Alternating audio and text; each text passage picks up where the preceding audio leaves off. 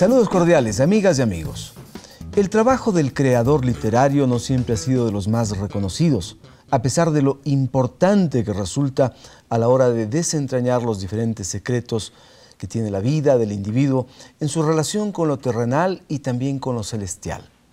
Las distintas filosofías, la búsqueda de raíces, la construcción de identidades están mediadas por el trabajo fundamental de los escritores, de los pensadores, de los trabajadores de la palabra, de los constructores de saberes. Ecuador ha tenido y por fortuna sigue teniendo pensadores y escritores de enorme valía. Hace no mucho tuvimos el privilegio de conversar en este programa con el escritor Jorge Enrique Adún y a través de su historia de vida hicimos una revisión de importantes momentos en el país y el mundo. Entonces dijimos que había ecuatorianos de esa talla, capaces de librar batallas con la palabra y no solo durante un momento, sino durante toda su vida. Uno de ellos, y de gran valía, es nuestro invitado de hoy, Eliezer Cárdenas Espinosa, oriundo de la parroquia Honorato Vázquez del cantón Cañar, escritor laureado y querido dentro y fuera del país. Le damos las gracias por venir desde la bellísima ciudad de Cuenca, donde reside, para permitirnos hablar de su oficio de escritor. ¿Es verdad, Eliezer, que usted en sí mismo es uno de sus personajes que constan en sus novelas? Bueno, yo creo que no tanto como personaje, pero sí, y yo creo que en todo autor hace su biografía imaginaria a través de la novela, ¿no? Me gusta, por ejemplo, identificarme con Naum Briones, uno de mis personajes, y además un personaje que existió en la realidad por su afán de justicia, por su identificación con su tierra, por su poesía elemental, digamos, un poco turbulenta, pero también entrañablemente ecuatoriana y entrañablemente del sur del país, entrañablemente lojana, ¿no? Claro, yo autobiográficamente tengo algunos atisbos de personajes que podrían identificarse conmigo, ¿no? ¿Dónde más cree usted que aparece Eliezer Cárdenas? Sobre todo en la novela Los Diamantes y los Hombres de Provecho, yo un poco soy el personaje amigo de Alejandro, el personaje innominado que quiere ser pintor y vive una aventura existencial, política, en todo sentido, pues no, política existencial con su amigo Alejandro. Y mi amigo Alejandro es también el trasunto literario de un gran amigo que tuve yo en mi juventud y que se llamaba Iván Encalada. Muy bien. Eliezer, le invitamos a este instante a que mire el perfil que se ha elaborado respecto de su gestión, de su trayectoria, de su historia de vida. Esto está realizado por Cecilia y Eduardo Montaleza, dos realizadores cuencanos.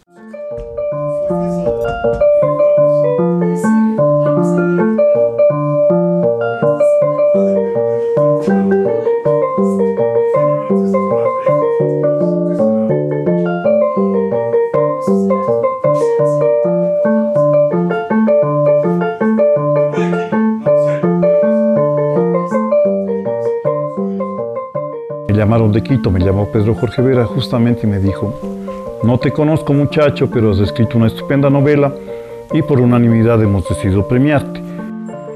En diciembre de 1950 y en la provincia de Cañar nació Eliezer Cárdenas Espinosa.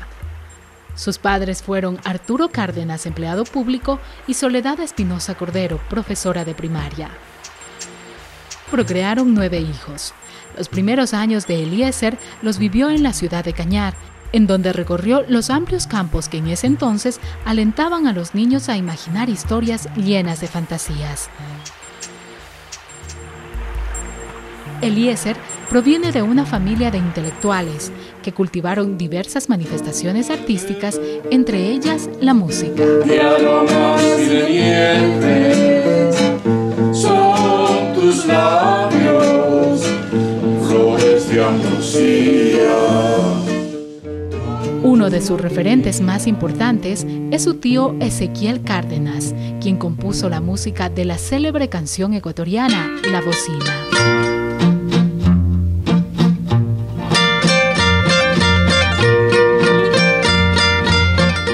Su tío Tíber, hermano de Ezequiel, aparece en su último libro, en donde se detalla la relación directa de este con el poeta cuencano César Dávila Andrade. Es sobrino de Nela Martínez Espinosa, destacada escritora y activista política. Eliezer Cárdenas, siendo muy joven, se inició en el mundo de las letras y desde entonces no ha dejado de recrear historias que denotan su gran erudición e imaginación. Cursó la carrera de Derecho en la Universidad Central de Quito, carrera que no culminó debido al reconocimiento de su verdadera vocación, las letras. Está casado con Carmen Patiño. Ella ha sido un pilar fundamental en su trayectoria como escritor. Desde el comienzo a Eliezer le apoyé mucho en la literatura, porque fue algo precisamente de lo que me enamoré de él. Tiene 2 hijas, Berenice y Soledad. Berenice estudia una maestría de artes fuera del país y Soledad ejerce la abogacía en una entidad pública de la ciudad de Cuenca. Las dos son sus más fervientes admiradoras. La literatura y el arte a veces nos es injusta, ¿no? Porque nos aleja de muchas cosas. Sin embargo, pienso que él estuvo siempre presente en mi vida, en los momentos en los que él estuvo que estar. Igual, soy creo que su fan número 1. A los 21 años publica un breve cuaderno de cuentos titulado Hoy al General. Y a los 26, la novela Juego de Mártires. Ha publicado, entre otras obras de narrativa, Polvo y Ceniza, Premio Casa de la Cultura Ecuatoriana en 1978, novela que ha tenido varias reediciones en Ecuador y el extranjero. Esta obra le ha permitido reconocerlo como escritor a nivel internacional, pero a la vez, sin quererlo, ha opacado el resto de su vasta obra. Su novela, Háblanos Bolívar, fue publicada en 1980, fue seleccionada entre las más representativas de la literatura latinoamericana por la Municipalidad de Lima, Perú. Otra novela suya, Diario de un idólatra, fue finalista del premio Rómulo Gallegos en Venezuela. En 1992, su novela Que te perdone el viento obtuvo el premio de la Bienal de Novela Ecuatoriana del mismo año, y en 1997, su novela Una silla para Dios fue premiada en el concurso de novela convocado por Diario El Universo.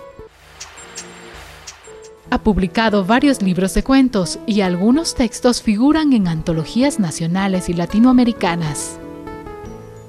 En 1993 se hizo acreedor al premio Aurelio Espinosa Polit con su obra teatral Morir en Vilcabamba. Varios de sus libros, entre ellos Polvo y Ceniza, han sido traducidos al inglés, francés, alemán, italiano y portugués. Fue presidente de la Casa de la Cultura Núcleo de la SUAY, de la Bienal Internacional de Pintura. Durante varios periodos presidió la Unión de Periodistas de la SUAY. Actualmente ejerce el periodismo como jefe de redacción de Diario El Tiempo de la ciudad de Cuenca. Colabora activamente en varias revistas nacionales e internacionales. Y es director de la Biblioteca Municipal de Cuenca. Tuvo una breve actuación en el escenario político del país. Fue candidato a diputado por la provincia del Cañar, por el desaparecido Frente Amplio de Izquierda, en los años 80. Actualmente es un prolijo crítico de la vida política del país, guiado por su conciencia rebelde que lo ha acompañado durante toda su vida. La tradición oral es una de las fuentes que más enriqueció e influyó la producción literaria de Eliezer Cárdenas. Él, a su vez, conduce a los lectores a un mundo de conocimientos de imaginación, de realidades y de ficciones. Su magnífica prosa lo ha convertido en un referente imprescindible para entender nuestra realidad desde la literatura.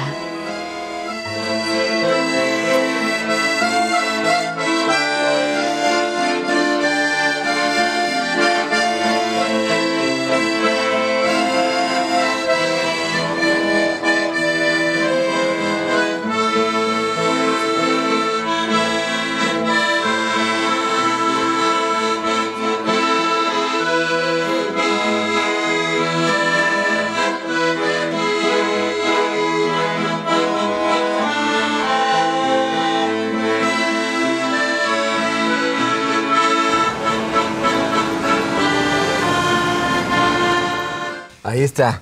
¿Cuánto influyó en su formación como escritor esa tradición oral que le legaron sus mayores?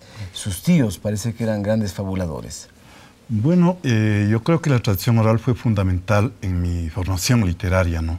Yo tenía unos tíos de la familia Cárdenas que eran unos grandes mentirosos, como los llamaban en mi pueblo, en Cañar, pero realmente eran grandes narradores orales, ¿no? ¿Se reunían en Se reunían, sí, en vacaciones, por ejemplo, teníamos una propiedad en una zona subtropical de la provincia del Cañar que se llama Chilchil, y me acuerdo, noches enteras comenzaba, por ejemplo, uno de mis tíos a contar una historia, lo que supuestamente les había sucedido, seguía otro tío a rectificar esa historia, un juego de versiones, luego otro tío, luego mi papá, y terminábamos a las 4 o 5 de la mañana escuchando toda una saga, ¿no? Pero no solamente de mi familia Cárdenas, yo tenía una abuela de parte materna, doña Blanca Cordero Crespo, que también era una gran narradora oral, ¿no? Ella en cambio narraba pues ya cuestiones de la ciudad de Cuenca, la lucha de la entrada de Alfaro en la ciudad de Cuenca, que ella no había vivido, pero sus tías contaban, ¿no? Por ejemplo, una anécdota muy interesante que valía la pena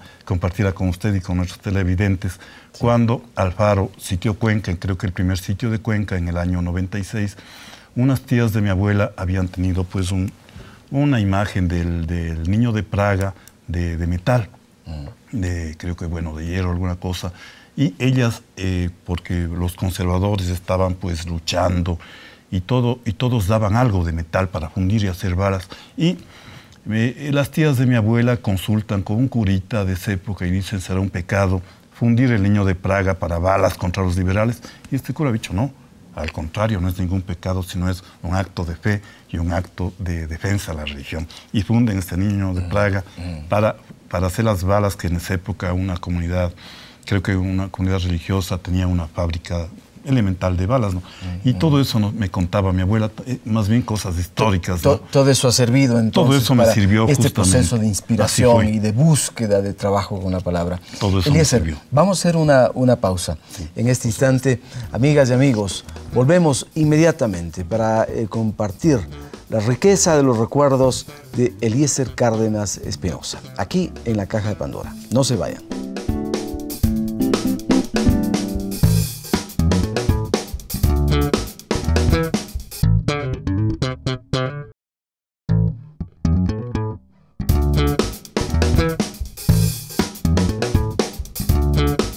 Seguimos compartiendo con Eliezer Cárdenas. Sabíamos que usted de niño llega a jugar con los presos de un centro de detención, ya que ustedes habitaban precisamente enfrente de la cárcel. ¿Cómo ocurre eso? ¿Qué tipo de relación se produce? Así de ahí capaz que nacen aún briones. Así es, en realidad. Vivíamos en Cañar, en una calle que daba, una casa que daba frente a la cárcel de Cañar. Y yo era amigo, digamos, muy pequeño, yo de 4 años más o menos, me hice amigo del conserje o celador de la cárcel, uno de los celadores, y él me llevaba al interior, ¿no? En esa época, pues era tan diferente ahora, ¿no? Ahora sería una barbaridad llevar a un niño a una cárcel, ¿no? Al interior de la cárcel. Pero en esa época no había ningún problema, ni mis padres veían algo malo que vaya yo al patio de la cárcel, en donde pues estos presos... ¿Y qué hacía usted allí en el patio? Bueno, y los presos fabricaban unos juguetitos, unos muñecos con una especie de trapecio, ¿no? Que se les aplastaba en la parte inferior y hacían piruetas. O sea, eran unos presos artesanos en realidad, ¿no? Eran campesinos que habían cometido un delito, que a veces habían matado a alguien y estaban allí, ¿no? O sea, yo creo que era una época de candor en el país. ¿Y usted entonces tenía una relación afectiva con ellos? ¿No había temor y podía interactuar? Así es, realmente no había ningún temor, ningún peligro de que un niño, que como yo, que digo, de 4 o 5 años, vaya al interior de la cárcel y esté horas y horas conversando con los presos y jugando en el patio, ¿no? Vamos a seguir hablando de la historia de su vida. Y para ello quisiéramos proponerle lo siguiente, ya la parte interactiva del programa, que usted escoja cualquiera de estos iconos que están allí. Cada uno tiene un videoclip que contiene alguna información relacionada a su vida. Usted lo hará en el orden que prefiera. ¿Por dónde quisiera ir, Eliezer? Bueno, creo que quisiera comenzar por Destino, ¿no? Por Destino. ¿Usted qué cree del destino? Bueno, yo no soy muy crédulo en el destino, pero en realidad hay cosas que sí hay coincidencias, ¿no? En la vida. En la vida, por ejemplo, yo contaba... Veamos, ¿no? ¿Sí? ¿Qué le parece? Sí, yo creo que sí hay que Entonces, verlo. usted tiene el control, por favor. Sí, por supuesto. Abramos este ícono que se llama destino. En repetidas ocasiones los seres humanos nos encontramos con acontecimientos puntuales que llevan a preguntarnos, ¿es el destino o una simple casualidad? Varias predicciones se han lanzado sobre hechos que hablan de un destino ya marcado. Por ejemplo, las profecías de Nostradamus acerca de la Segunda Guerra Mundial o Hitler. Para muchas personas existe la necesidad de buscar algo más en sus vidas, y para ello el horóscopo, la lectura de cartas o manos, las cartas astrales o el tarot son señales que se usan para descifrar el destino. Tal vez por un azar, por esas coincidencias de la vida, aquellas que suelen hacernos creer en el destino, se da el acercamiento entre Eliezer Cárdenas y William Faulkner. Eliezer nació un 10 de diciembre de 1950, el mismo día y año en el que su escritor favorito recibió el Premio Nobel de Literatura. Tal vez las coincidencias sí, pero en el destino no, creo que cada quien hace su propia vida, su propio camino, con las cosas que hace, sus errores, sus aciertos. Sí creo, yo creo que están ya marcadas el destino. Yo creo que el destino está marcado para las personas. Hay gente que piensa que se puede cambiar el destino, pero creo que ya está marcado. Las coincidencias se dan de acuerdo a nuestro pensamiento. Mientras nosotros estemos con un pensamiento positivo, las cosas que queremos que se repiten. Y si no queremos que se repita, no se repiten. A veces se dan las coincidencias, pero otras no. Dicen que sí son al azar y todo eso sí creo, pero de ahí que me deje guiar, por eso tampoco.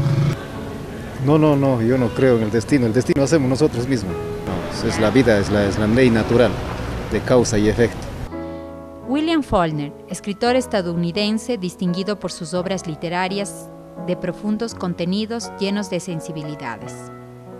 Entre sus varios seguidores están los latinoamericanos, Mario Vargas Llosa, Mario Benedetti, Carlos Fuentes y por supuesto Eliezer Cárdenas.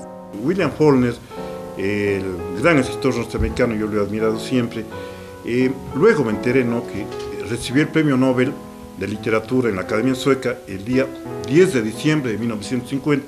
Y yo nací justamente el día 10 de diciembre de 1950, posiblemente a la hora o cerca de la hora en que William Faulkner recibía el Premio Nobel. Una coincidencia un poco premonitoria, ¿no? Porque yo nací justamente el día en que William Faulkner recibió el Premio Nobel y no nací en otro día, ¿no? Claro, hay alguna relación un poco misteriosa con mi vida, con mi destino, con mi carrera, aunque ya le dije que no creo en el destino, pero con mi carrera literaria. Controversial o no, real o imaginario, lo cierto es que en Eliezer quedará la satisfacción de ser parte de un prodigioso remanso de letras, de saber que la luz del día en que sus ojos se abrieron fue el mismo momento en el que el mundo puso los ojos en un libro, en una letra que se convirtió en su destino. ¿Qué son en el fondo las premoniciones, Eliezer? Bueno, yo creo que las premoniciones son un poco la sintonía del universo, del mundo y del ser humano con algo, ¿no? Y yo creo que todo el mundo hemos tenido ciertas premoniciones, ¿no? ¿Usted cree que los astros llegan en un momento dado a alinearse para que ocurran cosas que no han sido prevenidas? Bueno, a tanto no llega mi credulidad, ¿no? Pero yo sí creo que, por ejemplo, hay alguna conexión un poco misteriosa que todavía la ciencia no ha logrado desentrañar. Por ejemplo, no sé si le ha pasado a usted o ha pasado a yo creo que a muchas personas, y a veces me ha pasado a mí que yo he pensado en una persona que no le he visto muchos años, ¿no? Y coincidencialmente al día siguiente, ese mismo día, lo encuentro, ¿no? A pesar de que no le había visto 5, 6, 8, 10 años. ¿Pero eso no es una coincidencia, quizás? Son coincidencias, ¿no? Pero son unas coincidencias que dan que pensar realmente, ¿no? Sí, son coincidencias, por supuesto, pero dan que pensar. Muy bien. Muy bien. Eliezer, avancemos. Tenemos usted ya abierto este video que se llama Destino. Tiene colega, 17, lectores, por donde quisiera. Digamos lectores, sí. Lectores. Perfecto. Usted tiene el control, por favor.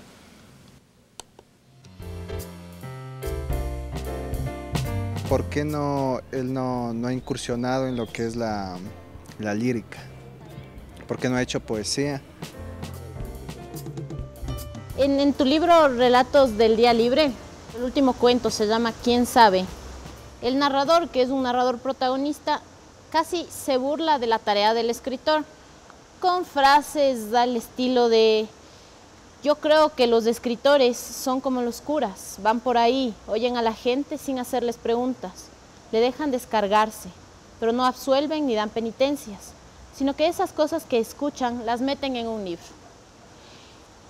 Este tipo de frases funcionan como una suerte de autocrítica a la profesión del escritor. Y si es así, ¿cuál es el sentido de ello? ¿De qué manera asume él la influencia que ha tenido sobre sí mismo su novela Capital, su novela Polvo y Ceniza, dada la relevancia que ha tenido esta dentro de su propia obra y de la literatura ecuatoriana? Entonces quisiera ver cómo él asume esta influencia y de qué manera, si se encuentra en conexiones o no con su obra más reciente, con sus últimas novelas. Allí están las preguntas de los jóvenes escritores también. Una de ellas, ¿por qué usted no ha hecho esfuerzos mayores en cuanto a la poesía? Bueno, respeto demasiado a la poesía para creer que yo pueda ser un poeta, ¿no?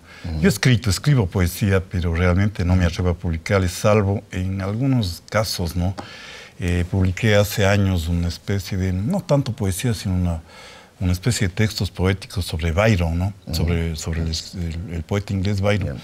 Y algunos sonetos por ahí, pero algunos amigos pescadores me han dicho, no incurras en escribir, no es el publicar campo. poesía, no es tu campo. Sí. María Paz Mejía, de paso una excelente joven poeta, ha dicho que probablemente en algunos tramos de su obra hay una autocrítica de aquellos escritores que recogen pero no absuelven. ¿Es así? Yo creo que sí, yo creo que el escritor es una figura bastante compleja, ¿no?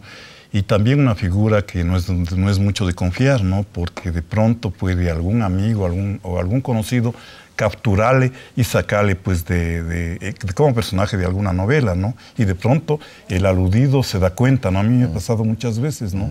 Yo me acuerdo que rompí mucho tiempo con un amigo porque se dio cuenta de que le había sacado con sus defectos y sus virtudes también en una novela, ¿no? Es decir, yo creo que el escritor es un personaje que hay que tener cuidado, ¿no? Yo, sobre todo, tendría mucho cuidado de los escritores. Pero, y en lo fundamental, usted recoge el conflicto, pero no da una solución también. ¿Es esa una práctica común del escritor? Bueno, yo creo que el escritor no está para solucionar, ¿no? Yo creo que para solucionar conflictos está el juez, está el político, está el sacerdote o el pastor o el imán en cualquier religión o el psicólogo, ¿no? Pero creo que más bien el escritor está para plantear las preguntas, para plantear los interrogantes y sobre todo para darle sentido muchas veces a vidas o existencias que parecen no tener sentido. Por allí queda pendiente una pregunta respecto de si Polvo y Ceniza es su obra capital que opaca a las demás. Lo mismo se decía en el perfil. ¿Usted qué diría? Bueno, eso es el veredicto de los lectores, ¿no? Y realmente un escritor debe someterse al veredicto de los lectores. Los lectores han dicho desde hace mucho tiempo, ¿no? Que Polvo y Ceniza es mi obra capital. Incluso algún crítico me vaticinó, ¿no? que no escribiría algo tan impactante, no volvería a escribir algo tan impactante como Polvo y Ceniza. Y eso puede ser verdad, ¿no? En el caso de impacto de una novela, de un pequeño bestseller, diríamos, que se dio en el Ecuador con Polvo y Ceniza, ¿no? Muy bien, vamos a seguir hablando de la obra de Eliezer Cárdenas y de su historia de vida, aquí en La Caja de Pandora. No se vayan, amigas y amigos, ya volvemos.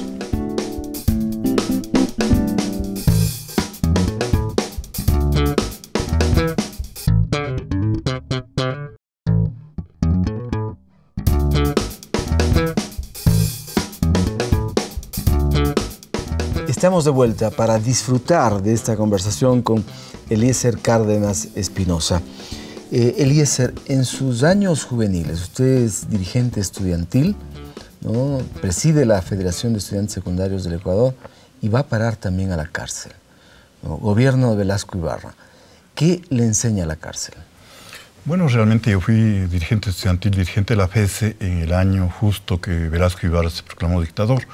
Y fuimos, pues, conjunto con algunos dirigentes estudiantiles, sindicales, profesores universitarios, fuimos reducidos a prisión a nivel nacional y se nos alojó en esa época el pabellón E para presos políticos en el penal García Moreno. Y yo creo que el penal, sobre todo el penal en esa época, pues tenía una cierta aura, ¿no?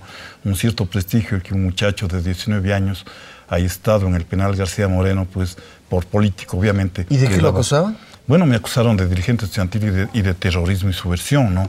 De que yo había organizado y planificado un atentado a la gobernación de Cuenca, de que tenía armas en mi casa, fueron a mi casa a registrar si había armas. ¿Y qué encontraron? Y bueno, encontraron los libros, ¿no? Que es la mejor arma y el arma más formidable.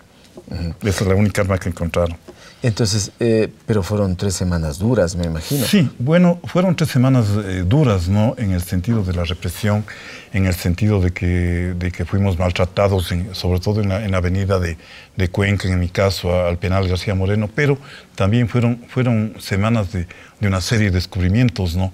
Por ejemplo, en el penal García Moreno, alguien me prestó una obra de George Lucas, un filósofo húngaro, un filósofo marxista húngaro, y otro me prestó Conversación a la Catedral de Mario Vargas Llosa, ¿no? Cuando Vargas Llosa no era el demonio para la izquierda, sino era un izquierdista más, ¿no? ¿Y quiénes le inspiraban? ¿Cuáles eran los escritores que le ponían a usted en un ámbito de búsqueda y de placer? Bueno, yo creo que de los ecuatorianos, eran Demetrio Aguilera Malta, José de la Cuadra, Jorge Icaza, y de los latinoamericanos ya estaba el boom en plena eclosión, ¿no? Estaban Gabriel García Márquez, estaba Mario Vargas Llosa, Carlos Fuentes, Mario Benedetti y algunos otros, ¿no? Y, por supuesto, yo, como siempre he dicho, me debo a este gran maestro que es William Faulkner, ¿no?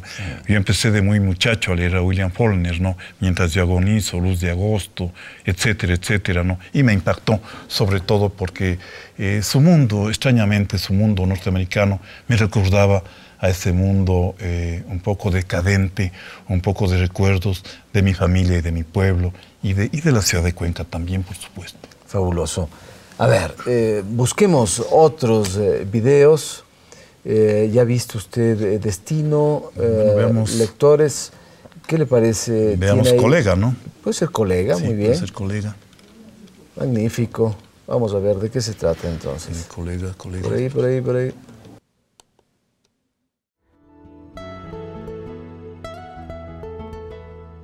Ha hecho posiblemente la mayor experiencia novelesca de todos los escritores del Austro, no solamente de Cuenca, porque debe llevar publicadas unas 12 o 14 novelas.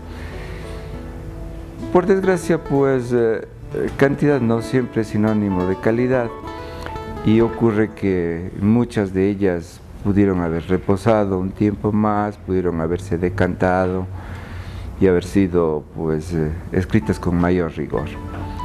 Y digo esto porque yo concretamente estoy pensando en Que te perdone el viento, que fue una novela que ganó un premio en una de las bienales de novela, y yo fui jurado justamente en esa ocasión. Pienso que tiene calidades, pero que pudo ser mucho mejor. Es decir, hay como una cierta prisa en el eso por escribir mucho, y eso perjudica un tanto a la construcción misma de las obras.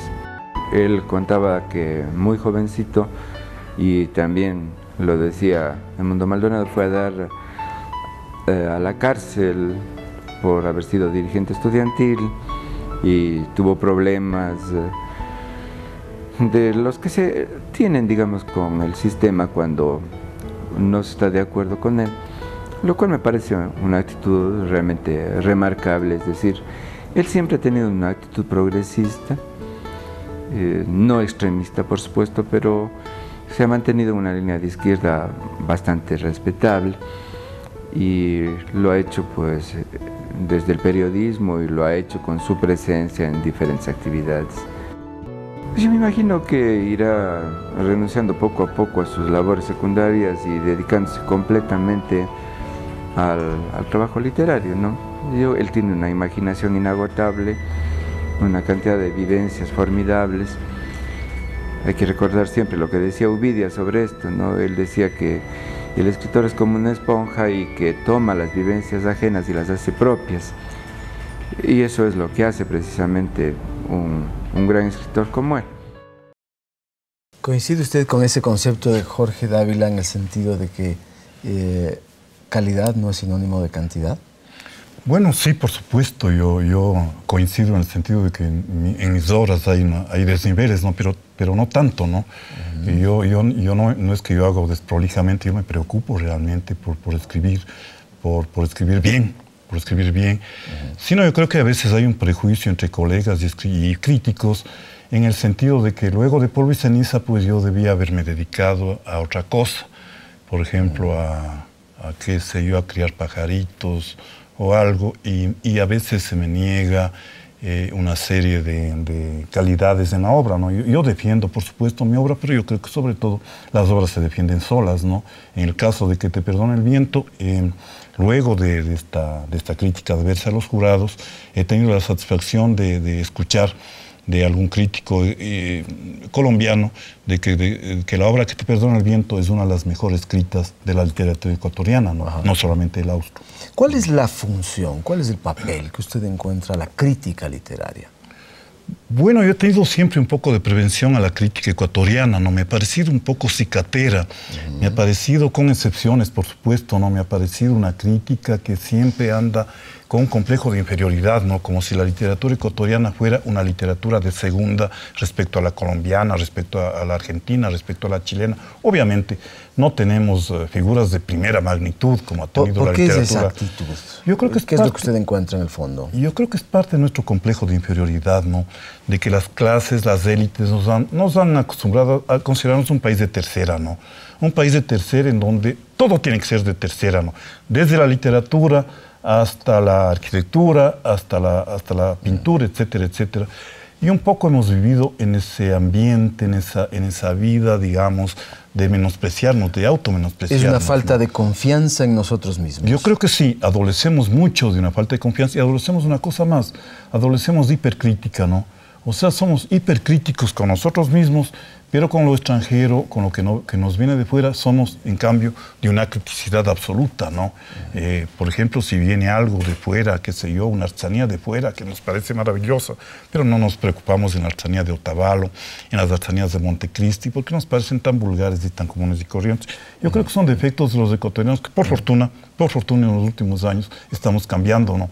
El ecuatoriano, la ecuatoriana van tomando mucha autoestima. Y tienen que haber cambios fundamentales como sociedad. Este es un pueblo de enormes valores, de enormes virtudes, de gran trabajo, de gran inteligencia, y es preciso reconocer con enorme generosidad para que seamos un pueblo diferente. Queridos amigos y amigas, vamos a una pausa y enseguida volvemos para seguir compartiendo con Eliezer Cárdenas en La Caja de Pandora. Ya venimos.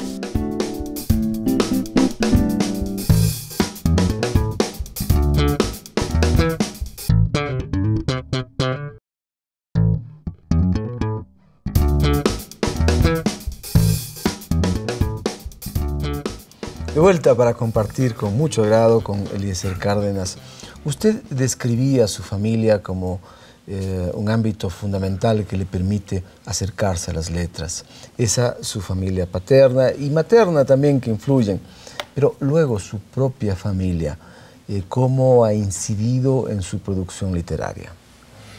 Bueno, yo creo que mi familia ha incidido en el sentido de respetar mi carrera literaria, ¿no? Sobre todo en el sentido de no intervenirme, de no, como en otras partes, ¿no? Yo recuerdo pues de algunos compañeros míos que comenzaron en la poesía o en la literatura y tuvieron una feroz oposición de sus padres, ¿no? Porque decían que la literatura no da de comer. Y efectivamente no da de comer, ¿no? Pero como decía Jesucristo, no solo de pan vive el hombre, uno tiene que dedicarse a otras cosas. En mi caso, pues me he dedicado al periodismo, me he dedicado a la docencia también un tiempo, y de todas maneras uno vive una vida modesta económicamente, pero en cambio las compensaciones son extraordinarias, ¿no? No cambiaría mi vida de escritor por ninguna otra vida, pues de empresario o etcétera. Por ahí su hija Soledad se declaraba su admiradora número uno, ¿no? Y su esposa también decía, siempre estuve al lado de él. ¿Qué han sido hasta hoy para usted sus hijas? Porque son 2 hijas, una más, Berenice, que se encuentra fuera del país estudiando. Bueno, realmente pues yo tengo un complejo de culpa, no tanto por no haber sabido criarles, sino por no haberles atendido como hubiera sido debido, ¿no? Quizá por mi labor literaria o mis actividades diversas, yo no les tomé muy en cuenta cuando eran niñas, ¿no? Y pienso que me queda un remordimiento, me queda algo muy duro, pero siempre pues eso es compensado con creces, ¿no? Tengo 2 hijas que son maravillosas, son muy lindas, son además, tienen un sentido artístico hermoso. Berenice pinta, toca la guitarra, canta también, y Soledad pues le han escuchado, ella canta muy lindo. Ella además, bueno, le gusta el arte, le gusta la literatura, le gusta leer, y sobre todo es un ser humano. Son ambas seres humanos excepcionales, ¿no? Fabuloso. Vamos a hacer una nueva pausa, Eliezer, y volvemos en la parte final de este programa para compartir más con Eliezer Cárdenas Espinosa en la Caja de Pandora. No se vayan.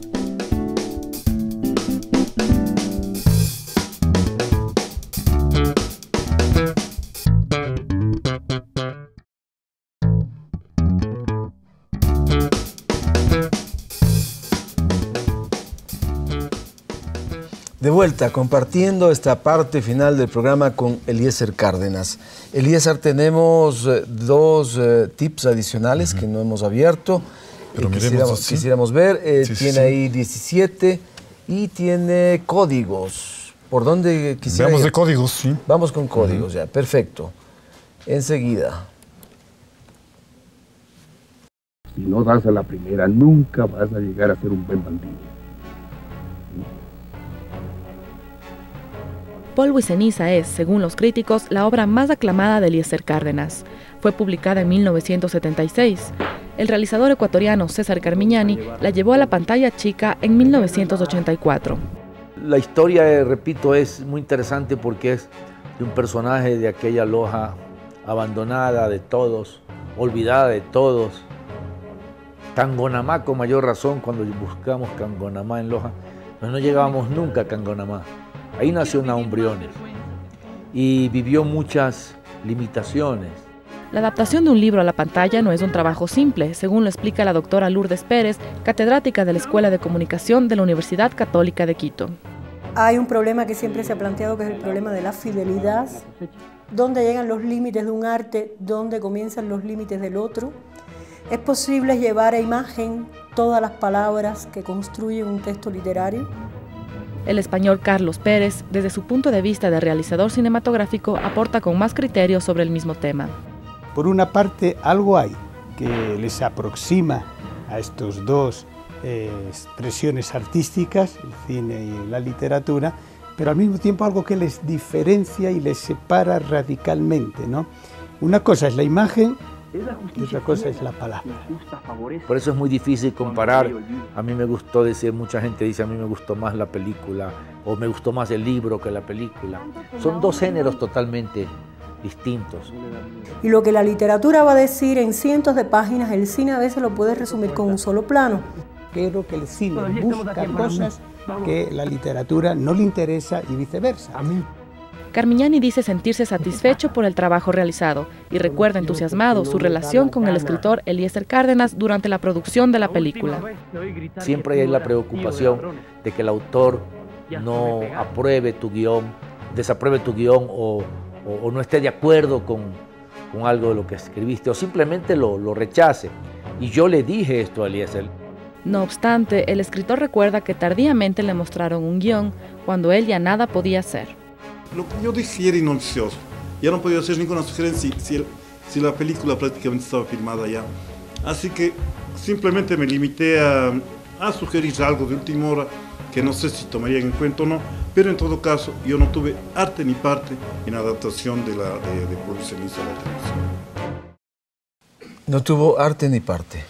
Realmente es así, yo creo que a lo mejor es preferible, ¿no? Porque uno tiene una idea como autor de la novela, o en este caso, una idea sobre una posible adaptación, pero uno no es cineasta. Y realmente, pues, sería lo mejor que suceda. Lo que sí no me molestó con César, por supuesto que no, sino más bien con un contrato que tuve por 10 años con un canal de televisión del Ecuador. Y justo cuando se iban a cumplir los 10 años de vigencia del contrato, se les ocurrió acelerar la filmación. Eso yo cuestionaba. El trabajo de César no lo cuestiono. ¿Usted cree que eso fue una coincidencia o algo preparado? Yo creo que fue una coincidencia un poco, pero que se pudo negociar un nuevo contrato. No hubiera pasado nada. Tener más pausa, tener un poquito más de tiempo para que el producto salga menos apresurado, ¿no? ¿Y el producto no llegó a satisfacerle a usted finalmente? A mí enteramente no. Aunque tomando en cuenta que hubo buenas actuaciones, hubo una serie de méritos, pero en general no me satisfizo. Ahora, ¿usted admite esto también de que una cosa es la obra literaria y otra es la obra cinematográfica, ¿no? Son dos lenguajes diferentes, a pesar de que puede haber una misma inspiración?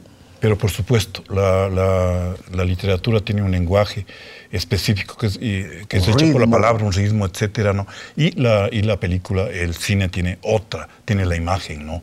Como decía Carlos Pérez muy bien, o creo que fue... Bueno, en todo caso, lo que puede durar muchas páginas, por ejemplo, una novela puede hacerse en un solo plano en una adaptación cinematográfica, ¿no? ¿Dispuesto a que otros realizadores puedan también adaptar sus libros? Pero por supuesto, me gustaría mucho que debería ser lo adapten, ¿no? Un proceso muy cercano, quizás, un trabajo del escritor y del realizador, ¿no? Sí, finalmente. Realmente me gustaría, por ejemplo, que a alguien se le ocurriera filmar El Pinar de Segismundo, por ejemplo, ¿no? Mi última novela, que creo yo que saldría una película, pues, por lo menos divertida, ¿no?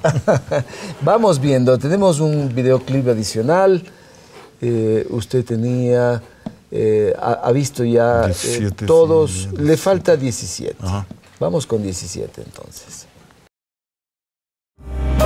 La novela número 17, la última del escritor Eliezer Cárdenas de Espinosa, se titula El Pinar de Segismundo. Esta encarna varios personajes históricos de nuestro país, como Benjamín Carrión, intelectual lojano fundador de la Casa de la Cultura Ecuatoriana; Jorge Icaza, escritor quiteño reconocido por su célebre Huasipungo, obra que produjo conmoción en las élites ecuatorianas debido a que Icaza denunció la precaria situación de los indígenas en el Ecuador de la década de los 40. También consta Gonzalo Humberto Mata, escritor y poeta quiteño con raíces cuencanas. Mata es otro de los escritores que se interesó en mostrar el mundo indígena y denunciar a un sistema social que oprime al más débil. Su obra El Choro Cañamazo fue quemada en público en el año de 1935. En El Pinar de Segismundo también aparece el escritor César Dávila Andrade y el pintor Osvaldo Guayasamín. Las narraciones de esta novela se recrean con escenas reales y otras ficticias. Aparecen figuras como la escritora chilena Gabriela Mistral y la cantante española Lola Flores, que en la novela mantiene un fugaz romance con el escritor Jorge Icaza. Más allá de su polvo y ceniza, que es la obra clásica y la obra grande, la obra profunda de él, pero en esta novela yo pienso que él demuestra toda esa calidad que tiene como novelista. La historia que envuelve a todos estos personajes se desarrolla durante la época del gobierno de Velasco Ibarra y su entonces ministro Camilo Ponce Enríquez. Allí hemos visto su trabajo último, ¿no? El Pinar de Segismundo. ¿Qué es lo que persigue con esta obra? Que está calientita, ¿no? Bueno, sí, realmente con El Pinar de Segismundo yo lo que pretendí es rendir un homenaje, no un homenaje canónico, un homenaje serio, sino un homenaje irónico, un homenaje festivo a personajes de nuestra historia, ¿no? Y de nuestra literatura y nuestro arte. Por ejemplo, comenzando por Velasco Ibarra, Camilo Ponce en el ámbito de la política, y en el ámbito de la literatura, Gonzalo Saldumbide, Jorge Icaza, César Dávila Andrade, Gonzalo Humberto Mata, y del arte, pues, Guayasamín, aparece Kingman, bueno, una serie de aparece uno de sus tíos también. También es un homenaje también a uno de mis tíos, ¿no? A uno de mis tíos que de apodo le decían Tíber, un hombre rebelde, un hombre, yo le diría, un anarquista espontáneo, ¿no? Un hombre que vivió su vida a plenitud y que lamentablemente murió muy joven por un enfisema pulmonar, por su adicción al tabaco, pero él realmente es una figura eje en la novela porque articula pues tanto la vida del pueblo de Cañar, de la ciudad de Cuenca con la capital de la República y con los viajes, ¿no? En esta obra hay una especie de confabulación en contra de Gonzalo Saldumbide, ¿no? Este escritor que tiene incluso en la vida real una relación, una amistad con Gabriela Mistral. ¿Por qué Gonzalo Saldumide consta allí de forma protagónica? En el año que yo lo escribí, en el año 2006, coincidió que eran los 50 años de la aparición de Égloga Trágica de Gonzalo Saldumide y los 100 años del nacimiento de Icaza. Y se me ocurrió en esas intenciones de novelista juntar estos dos polos, ¿no? Una literatura aristocratizante, una literatura hecha por un dueño de haciendas sobre el tema indígena, y la literatura indigenista hecha por un hombre de clase media como Jorge Icaza, ¿no? Y a ver qué sucedía con un trasfondo de Camilo Ponce ejerciendo el ministro de Gobierno y además de ejerciendo en la novela el papel de investigador policial, ¿no? Lola Flores aparece en un rápido romance con Jorge Icaza. Esa nos parece una delicia, ¿no? Obviamente no ha ocurrido en la práctica, pero ¿por qué decide tener esa trama? Bueno, realmente pues la novela está hecha de polaridades, ¿no? Lola Flores es un poco una polaridad, la polaridad femenina, ¿no? Es realmente pues la figura, la contrafigura de otros personajes, y sobre todo porque Lola Flores, yo siempre he admirado, desde pequeño me gustaba escuchar las canciones de esta gitana, ¿no? Mi papá también era muy aficionado a las canciones de Lola Flores, una artista pues que es un ícono en España, ¿no? Y de pronto pues se me ocurrió por una asociación de ideas el Chulia Romero y Flores y Lola Flores, ¿no? Entonces, en la literatura, creo yo, vienen estas asociaciones misteriosas, ¿no? Como en los sueños. Lola Flores, ¿qué pasaría si les hacemos pareja a Lola Flores y Jorge Icaza? Con todo el debido respeto, por supuesto, ¿no? No se trata de jugar con los personajes, sino de darles otra vida, de darles una vida ficcional. Muchas gracias, Eliezer. Estos minutos han sido muy valiosos para nosotros. Hemos podido descubrir su condición humana, su oficio de escritor y su posibilidad de un hombre que tiene que seguir aportando a recrear la vida nuestra, la vida de este país, permitiéndonos reflexionar. Gracias por venir y gracias también a ustedes, amigas y amigos, por compartir este espacio de 60 minutos con Eliezer Cárdenas Espinosa en la Caja de Pandora. No olviden escribirnos, allí consta nuestra dirección electrónica para sugerirnos nombres y también para comentar el programa. Que pasen muy bien, un gran abrazo, hasta pronto. Muchas gracias. Gracias.